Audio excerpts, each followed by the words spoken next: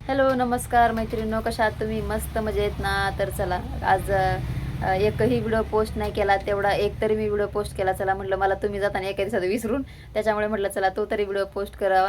नाहीतर तुम्ही मला विसरून जाताल ह्यानी मी तो व्हिडिओ पोस्ट केला की का नाही, असं काही नाही. मला काम होतं त्याच्यामुळे मग मी व्हिडिओ पोस्ट केला नाही.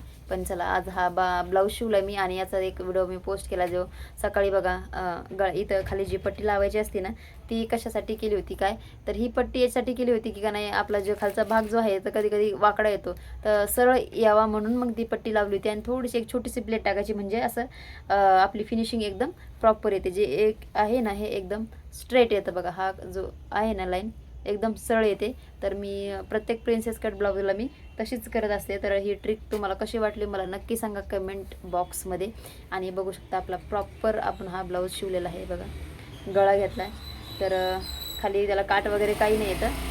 जी ती म्हटली की मला खाली काट वगैरे काही नको पाहिजे, एकदम सिम्पल ब्लाऊज पाहिजे, फक्त हे आरी वर्क घ्या. याच्यापेक्षाही छोटा गळा लावत होता, आपण म्हटलं तसं चांगलं नाही दिसायचं, त्याच्यामुळे आपण प्रॉपर जसं आरी वर्क आले तसा तो गळा घेतलेला आहे. आणि हे जे काट होते त्याचे उरले, त्याचे हे मी लटकन बनवलेत, म्हणजे थोडंसं युनिक वाटेल म्हणून. आणि बघा हाताला अशी डिझाईन आहे त्यांच्या. तर तिचा साखरपुड्याचा ब्लाऊज आहे हा. तर मुलगी एकदम छोटी असल्यामुळं ना ह्या ब्लाऊजला खूप ॲडजस्ट करावं लागले. म्हणजे तुम्ही विचार करा ना, 25चं कंबर आहे याचं, आणि का नाही किती 31-32ची चेस्ट आहे याची. तर एवढं छोटं माप आहे ना, आणि दंड तिचे खूप छोटे आहेत. आता मला तर असं वाटतं याला पण फिटिंग करावं लागेल.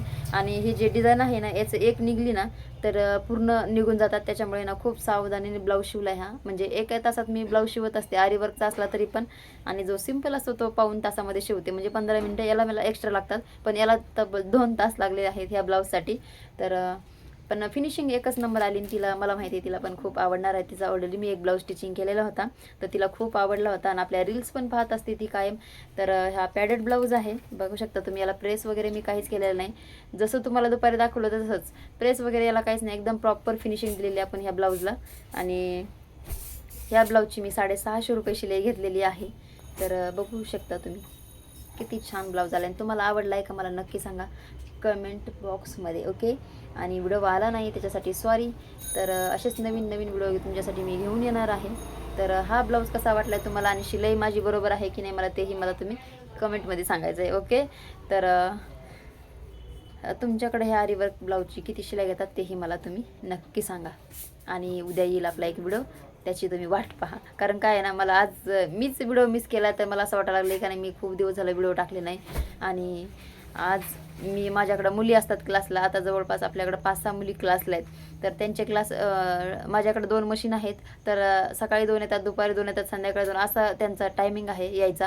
आणि माझं दुकानात याचं 10:30 आहे, त्याच्यामुळे मग मला त्याच्यामध्ये जेवढा वेळ वाचन तेवढ्या ह्याच्यामध्ये मी ब्लाऊज शिवत असते.